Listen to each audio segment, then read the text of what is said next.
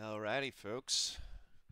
So the Quick Trip, or the Folds of Honor Quick Trip 500 at Atlanta Motor Speedway is in the books.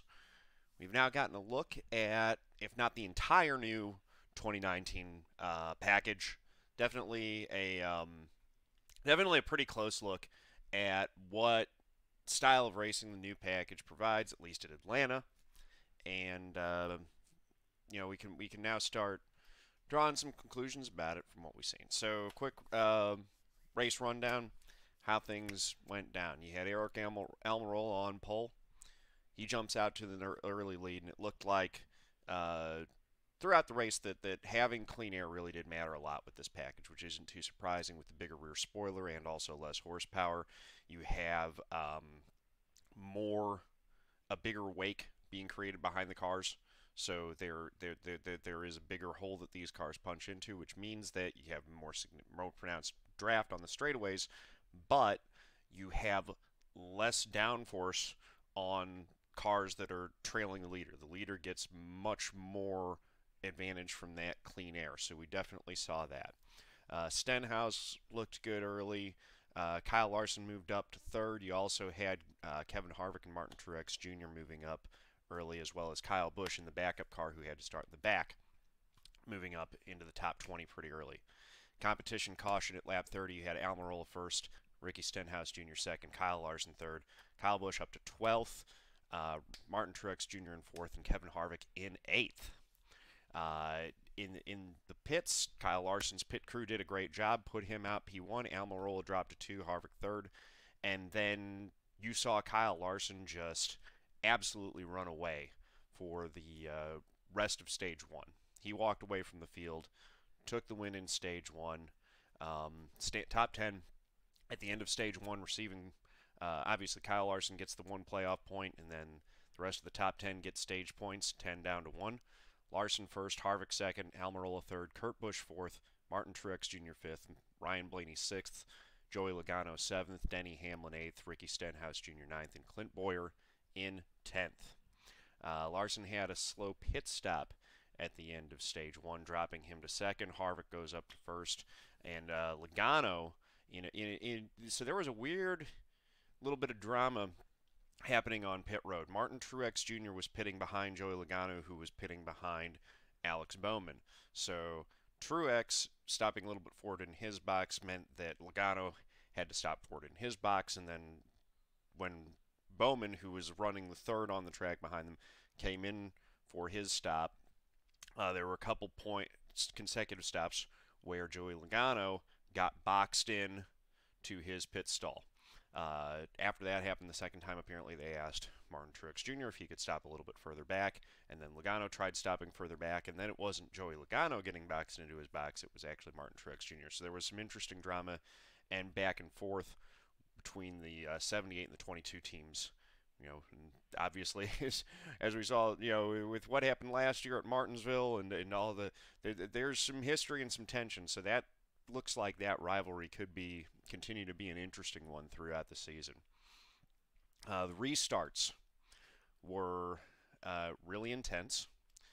You had, and I do think that a lot of that played into there are a couple things playing into that. One was that these cars do, as Darrell Waltrip was referring to, the cars handle really well, meaning that they are really easy to drive. So that means that they're really easy to drive side by side. And when you have a restart, that coupled with when you have a restart, you're able to just go kind of pick whatever lane as the cars are getting up to speed.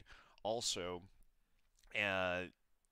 you had some guys making what looked to be some really desperate moves on restarts, and that tension ramped up as the race went forward, in large part, I think, due to it was pretty difficult, it did seem like, to pass, especially after, as the race went on and the field sort of sorted a little bit, and some of the guys who maybe had worse handling race cars kind of got to tweak on them.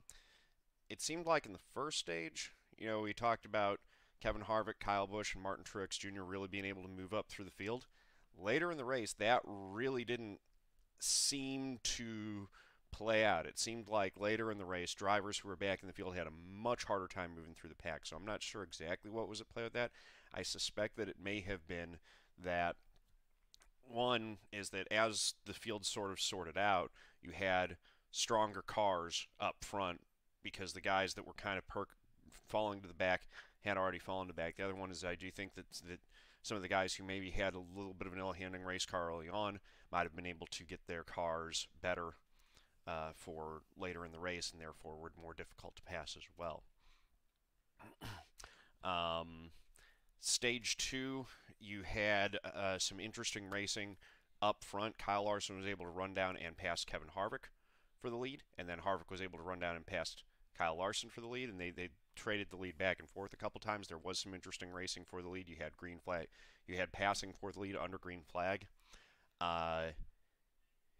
Early on, it really did seem like that Larson had a really strong race car. Harvick's maybe came on late. This was kind of a repeat of what we've seen play out at Atlanta in the past, where Kevin Harvick drives this track a little bit differently in that approach of just really kind of hooking the bottom, saves the tires, and gives him the best car in the long run. So it looked like we were seeing that again at the end of stage two. Kevin Harvick wins that stage, gets the playoff point. Other drivers receiving stage points: Kyle Larson second, Martin Truex Jr. third, Ryan Blaney fourth, Denny Hamlin fifth, Joey Logano sixth, Kurt Busch seventh, Eric Jones eighth, Kyle Busch ninth, and Clint Bowyer 10th. So Harvick loses the lead under pit stops.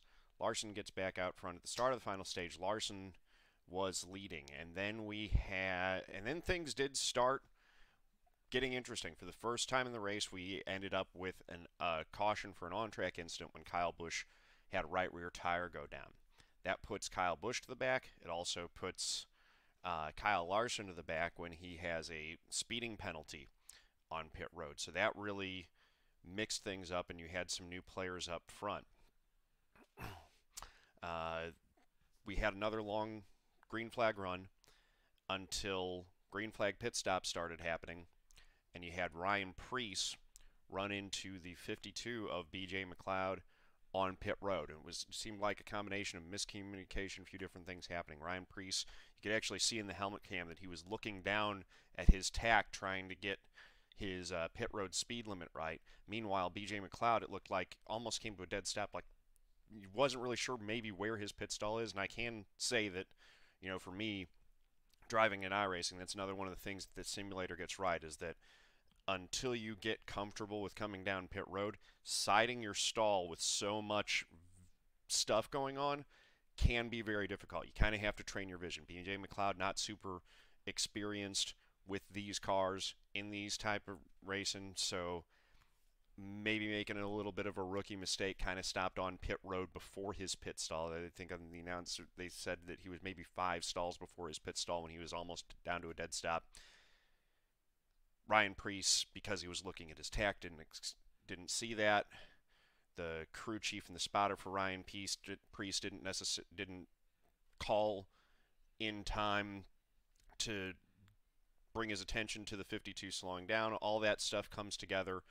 Preece runs into the back of the 52, ending his day, which was really disappointing because that 47 team with Ryan Preece, they were running top 10 for a good chunk of that race. So that was a shame that his day came to an end. A couple other noteworthy performances, guys up in the top 10 and up in the top 5 that were really impressive were Daniel Hemrick was running in the top 5 at one point. Really, really impressive run for him. And you also had Chris Buescher in the number 37 having a great run in the top 10. So it definitely seemed like in all three of those cars, the 37, the 47, and the 8, are all either Richard Childress Racing in the case of Daniel Hemrick, or their JTG Doherty has a partnership with Richard Childress Racing for, I believe, their engines and chassis. Similar, I think, to the affiliation that the 78 of Furniture Row Racing used to have when that team existed with Joe Gibbs Racing. So it does seem like, at least early in this season, that it's possible that the Childress cars and the Richard Childress Racing cars and equipment in general may have taken a step forward this year. So caution came out there, and it was in the middle of green flag pit stops. They had almost come through, but the 22 of Joey Logano and the number 1 of Kurt Busch still had not pitted. So they actually had the whole field a lap down at that point. They come in and pit, everyone takes the wave around, so they don't end up with a lap advantage on the rest of the field, but what does happen is that the rest of the field comes around, but those two have now moved to the front and assumed the lead. But those were still not the dominant cars, so it was interesting at that point. Brad Keselowski, who, if you watched my pre-race, I talked about that there was a news item on there where he was suffering from an illness. He put a couple of IVs in him before the race. Apparently being in that race car really does help you out, because it looked like he was feeling all right when he came around the outside, ran on the restart, got the lead in terms of the cars that had already made their pit stops and got the wave around, chased down his teammate Joey Logano, and took the lead. Then you had Joey Logano complaining about a vibration, came down pit road. Apparently that was a flat right rear or right front tire, and this was a little bit of a plague. You had Daniel Hemrick, who had moved up into the 4th position when Logano had his problems. Then had a flat right front tire, and also Ryan Blaney with a flat right front tire. So, when you see guys getting flat right front tires without any kind of puncture on a long run, that was another point that I talked about in my pre-race coverage, and that I've talked about that we can expect to see with this strategy is a tendency towards a tighter setup. It really does look like that the cars are not loose. The only time when I saw guys get loose is either when they hit a bump in the corners wrong, or when they got the left side tires down to the apron, touched the apron, and that would upset the balance of the car. So,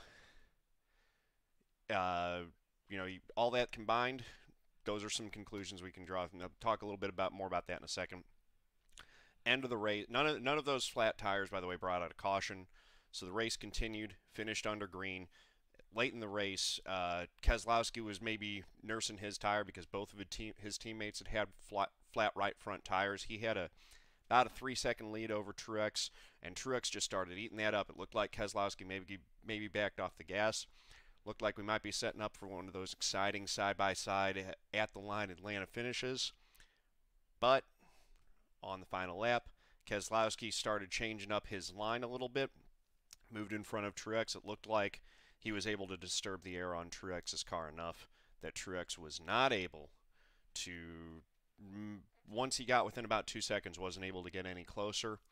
Keselowski, good defensive driving, good job of using the lead to your advantage, holds off Martin Truex Jr. and holds on for the win. So Keselowski wins the race.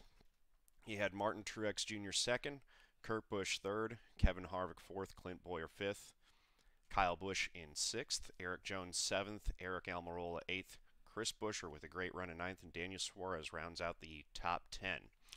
Other notables as we go down through the list: Daytona 500 winner Denny Hamlin 11th, Kyle Larson recovered from that pit road speeding penalty back up to 12th. Not as good of a recovery as Kyle Busch had. Remember, both of those drivers were in the rear on the same caution. Kyle Busch finishing 6th, Larson finishing 12th. So Kyle Busch, who started in the back and came all the way through with the backup car and then was able to come through again. Apparently, whether it was that they knew that he was going to be starting in the back, so they set up that car to be a little bit better in traffic, versus Kyle Larson, who knew that he was going to be starting up front, so maybe they didn't prioritize that as much for whatever reason.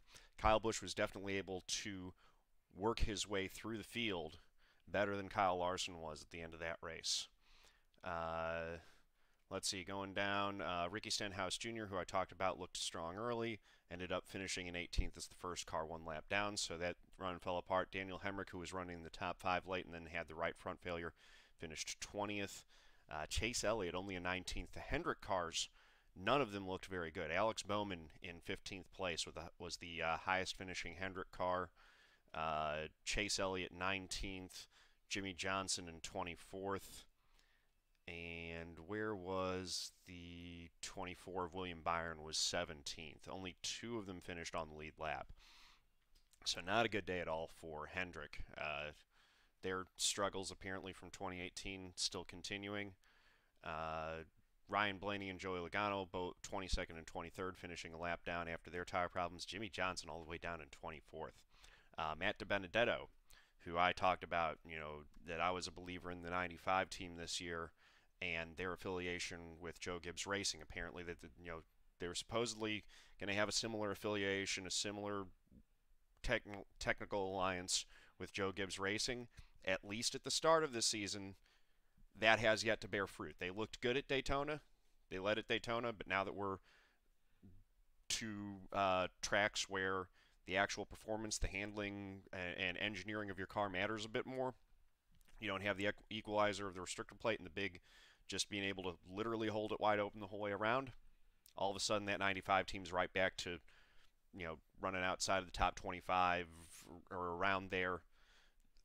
That's kind of who that team was last year. It looks like that's who that team is again this year. Again, very early on.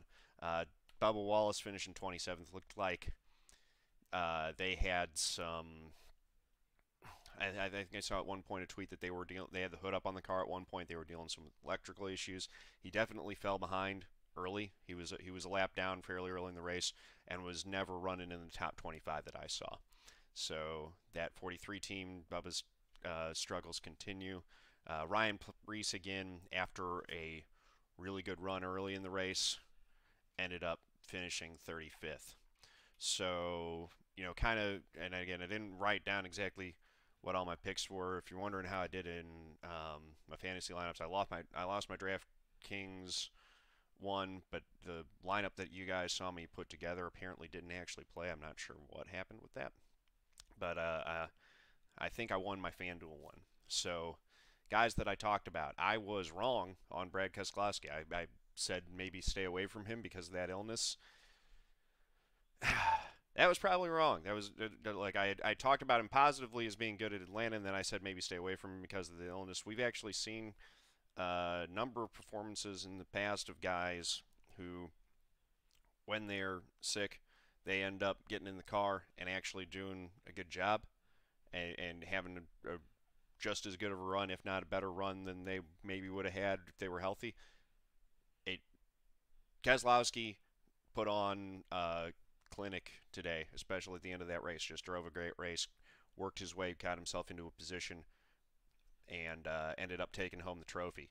So clearly not limited by that illness, or if he was, it would have been a crushing defeat. He would have walked away from the rest of the field even worse. So obviously, I was wrong on that call. Martin Truex Jr. was really good all race.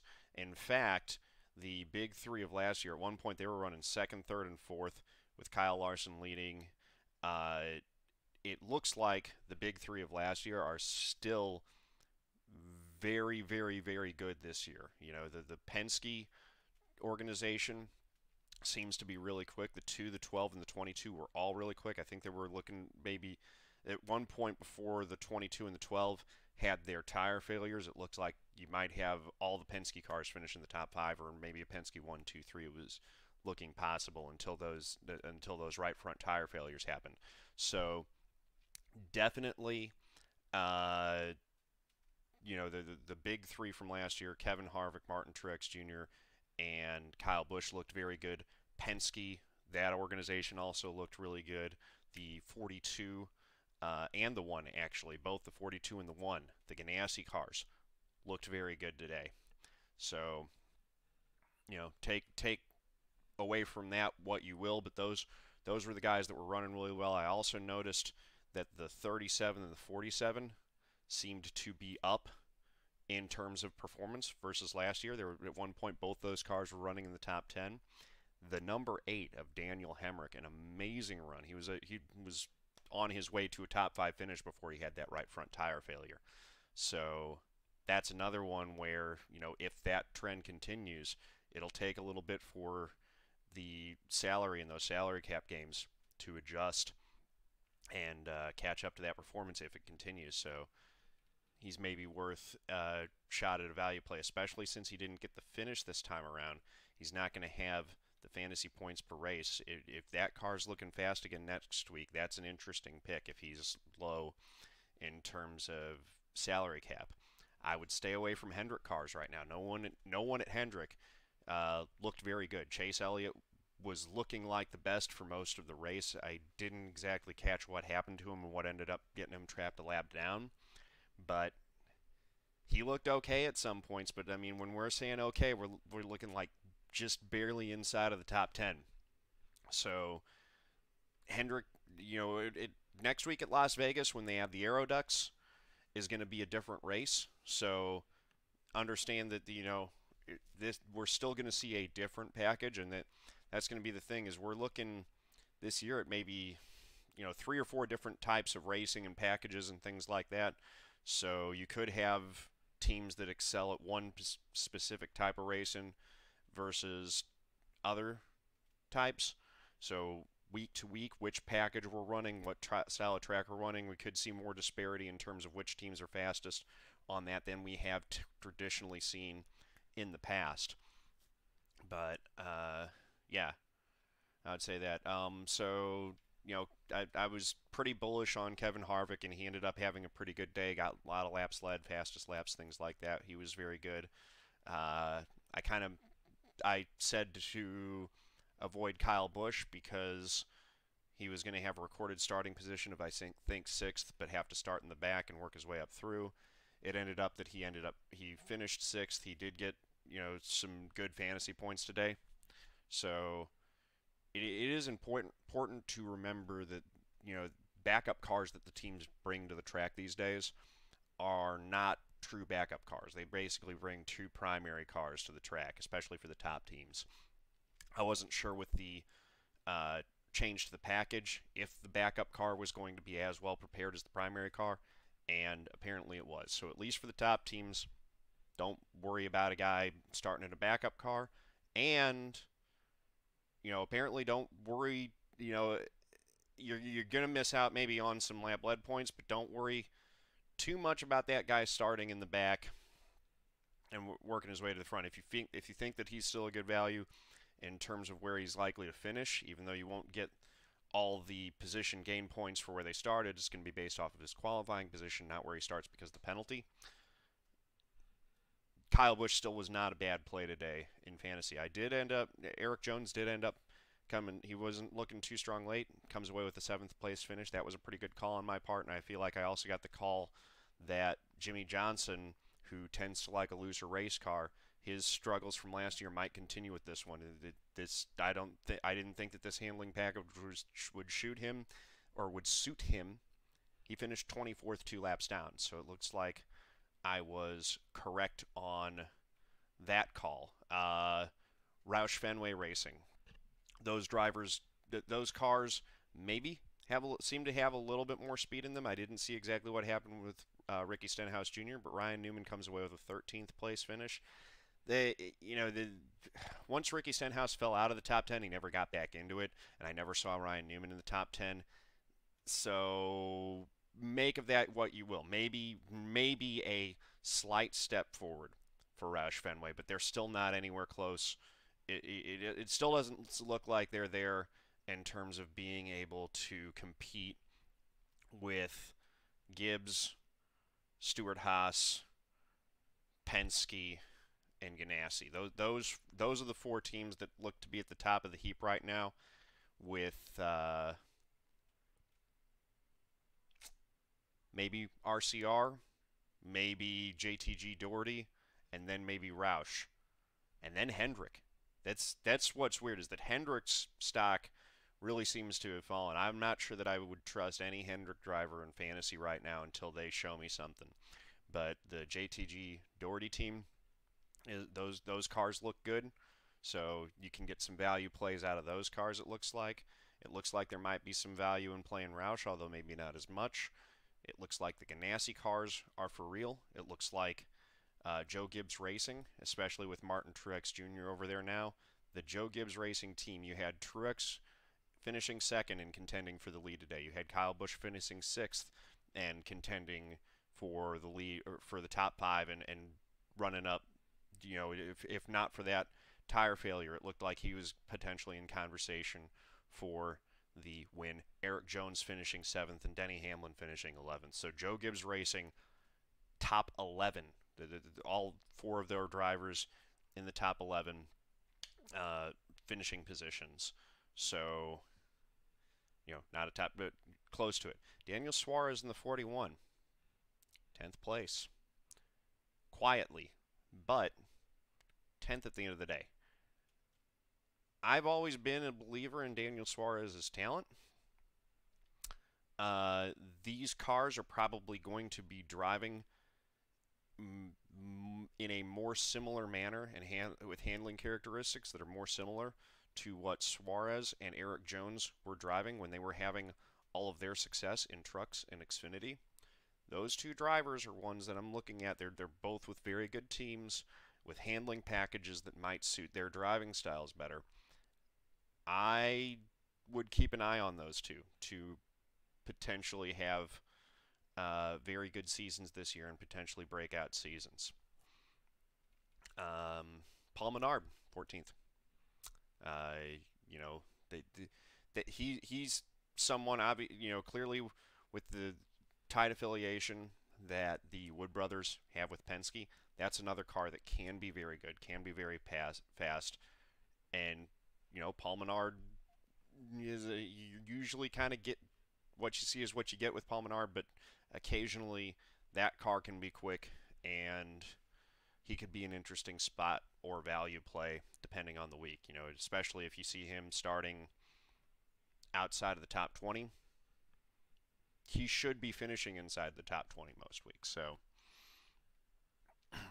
yeah. So that's kind of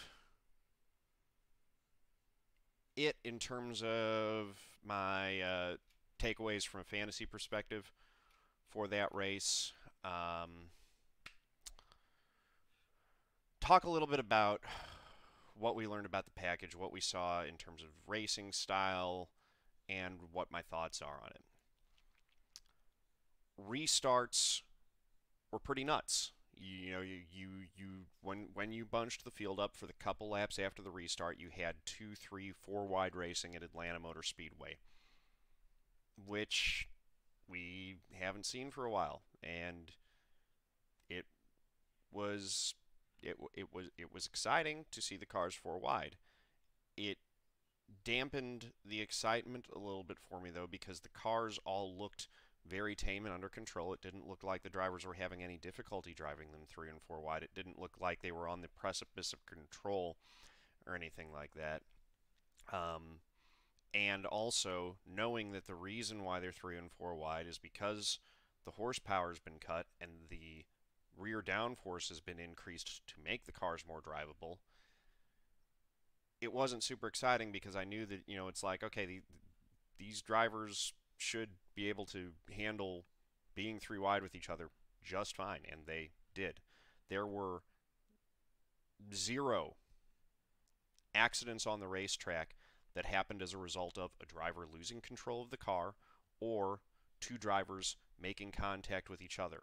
All of the cautions that happened were the cautions that happened were either the competition caution, the stage race, the cautions at the end of the stages, the caution for Kyle Busch's flat tire, and the caution for fluid on the track after the pit road incident between Ryan Preece and BJ McLeod.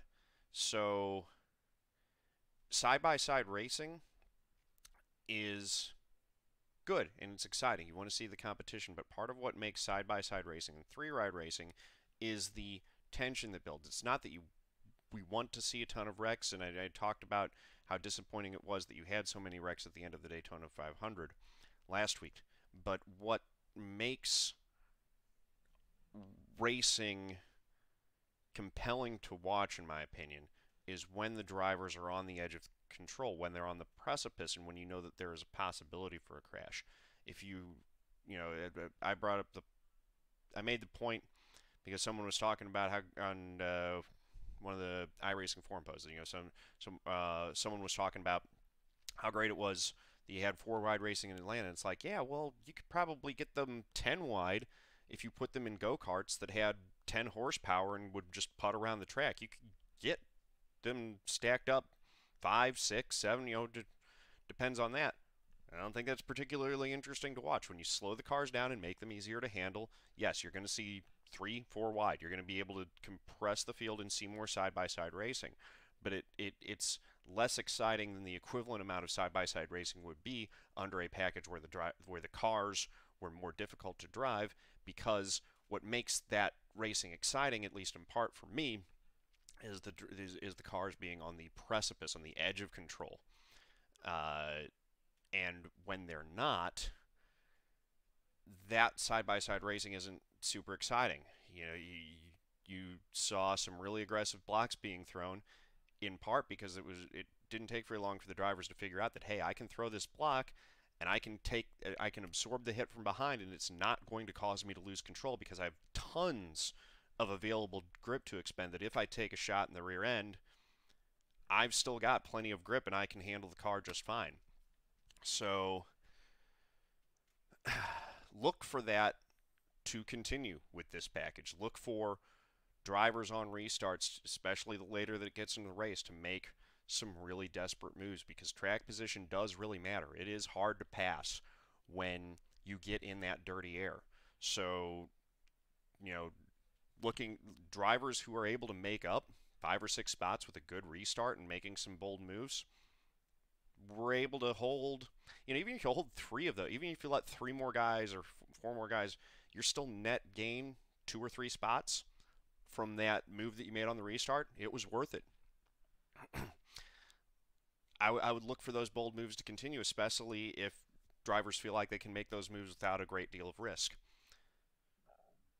But once the field got strung out, the racing didn't, to me, look terribly different through the pack than it was before. You had similar, I felt a similar amount of racing for the lead that you would have otherwise. Yes, you had, in this particular race, you had Martin Truex Jr. running down Brad Keselowski at the end, and you also had Kevin Harvick running down and passing Kyle Larson at the end of the stage. But you did have races last year where drivers were able to, sometimes it's just the way that it works, with one guy abusing his tires a little bit more and another guy coming on late with the run. That's going to happen with any package. You can have the possibility for a guy to be leading and another guy to run him down based on how things were shuffled and how the circumstances of a particular race play out. So with any package, you can have a guy run out and look invincible out in the lead, or you can have that guy come back to the field and another guy who is in second running and chasing him down. This package, like other packages, if you've got the fastest car and you're in the lead, you're going to run away just like before. So I didn't necessarily, even though the finish of this race was exciting, it's not we're not in an end of the world scenario. That there was definitely exciting racing, and I think that there's going to be good racing to watch, and we're going to see some entertaining stuff. But for me, I don't like the way that cars with coil-bound setups look on the racetrack. I don't like how rigidly stuck down they look. They just overall look a little bit too stuck to the track. Also, particularly on some of those shots on the front straightaway, the cars looked slow. Maybe it's a placebo effect. Maybe it's because I'm thinking about the fact that I know that they have less horsepower. They looked slower. They did look slower, and it did detract a little bit from me. Some of the drama of the what I remember watching in the 90s, in the early 2000s, where the cars looked like untamed beasts, and you had that impression that the drivers were really having to manhandle and work very hard to maintain control of these cars in order to drive them at the limit and as fast as they could possibly be driven. I didn't get that same impression from watching today's race. So even though there was close competition, the excitement of watching drivers who were exceptional at their craft, handling cars that are difficult to drive. I didn't get that. I don't think that it's ultimately a good thing for the visual product of watching a race for the cars to be too easy to drive. So, oh, and the other thing is that the handling characteristics of these cars, especially with that big rear spoiler, they looked a lot tighter. These cars look very stuck to the ground, and they appear to be very difficult to get rotated so that you can drive them off of that right rear. Kyle Larson, who is very good at driving cars off the right rear, seemed to be figuring some things out with this car. Although it did whatever it was didn't seem to work when he got stuck back in traffic. That car seemed to really like being out front and did not like being back behind other cars. But I do wonder, and I was sort of speculating through the race, if maybe there is something with Kyle Larson's dirt background where he was able to figure out how to get the back of that car rotated a little bit and driving off the rear of that right rear tire, and maybe that was helping him drive this car a little bit better and find a little bit of something that other drivers haven't figured out or weren't able to find yet. So those are my thoughts on the Folds of Honor QuickTrip 500 at Atlanta Motor Speedway, Race 2 of the 2019 NASCAR Monster Energy NASCAR Cup Series. Next week, week 3, we're going to Las Vegas, and we're going to get to see the full, the entire package, as it were. So the one thing that we didn't have this week was we had brake ducts on the car instead of the air ducts. And apparently the teams were saying that, hey, we want the brake ducts for Atlanta, and then the teams were saying in the booth that the teams taped those over. Apparently with the air ducts, those air ducts, the teams are not, as I understand it, going to be able to tape them over. So at Las Vegas, we're going to actually see the full effect of this package with those air ducts. We'll see if those air ducts make a difference, because I think, at least as I understand it, the air ducts are maybe supposed to help that trailing car be able to stick with the car in front that has the clean air a little bit better. We'll see if that is the case. And, Atlanta is, even though we call all these 1.5 mile quad ovals and tri ovals cookie cutter tracks, they really are. It's not fully accurate. They do produce racing that to the spectator's eye looks similar, but they all do drive differently and have their own unique characteristics. Atlanta is a very worn out surface. It wears the tires very quickly, and there is not a lot of grip in the track. Las Vegas is a less worn out surface. There is more grip in the track. It is a faster track.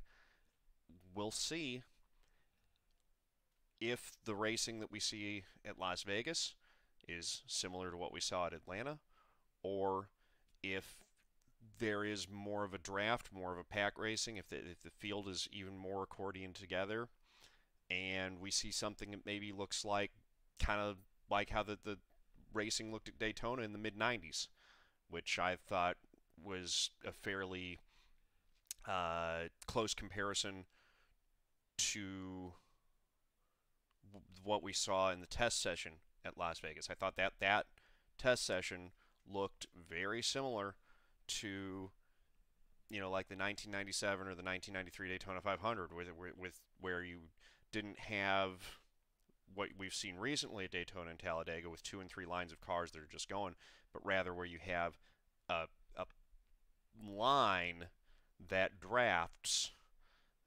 and the leader isn't really able to break away, but also no one in the line is really able to step out and pass on their own. So that's what the test session looks like. But we'll see if that's actually what it looks like when we go racing at Vegas next week. So, if you liked this video, please do go ahead and click the like button. If you have any thoughts or anything that you want to say response to what I've said, your thoughts on how the race was, please go ahead and leave that in the comments below.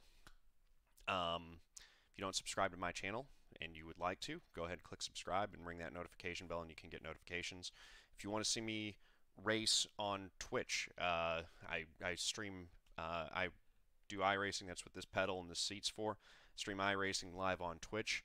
You can check that out at twitch.tv/John_A_Theodore. If you want to hop over there now, give me a follow. I am racing tonight in the American, or not the American Pool Supply. Wow, it is the Podium Esports Truck Series. The Gold Division. That race is at 9 p.m. Eastern tonight. Or well, the practice. I'll go live at 9 p.m. Eastern. The race will go green at around 9:40 p.m. Eastern. So be sure to tune in for that. It should be a good show. We're actually going to be racing the trucks at the Belle Isle Street Circuit in Detroit. So that should be very interesting and very entertaining. I'm actually going to go get some practice after I close out this video now. So I'm going to do that and go ahead and upload this. So if you guys are watching this before that race goes live, be sure to tune in. And also, down below you should find links. You know, if you like my fantasy advice, you are of legal gambling age, and that kind of thing is permissible where you are. I've got links for both DraftKings and FanDuel, so that they both run the weekly fantasy contest with the salary cap format.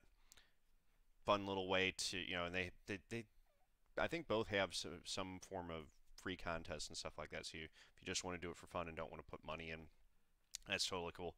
But you can, links to those if you want to check it out. I find that, just putting a little bit on the line to test my NASCAR knowledge during the race makes watching the race more fun to have a little bit of a stake in it. So that's always fun. As always, don't gamble with anything that you can't afford to lose. I feel that that's very important. It's supposed to be fun. Just,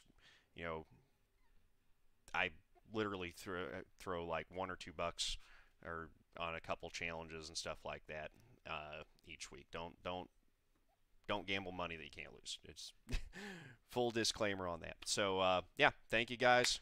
Appreciate you. Catch you next time. Peace out.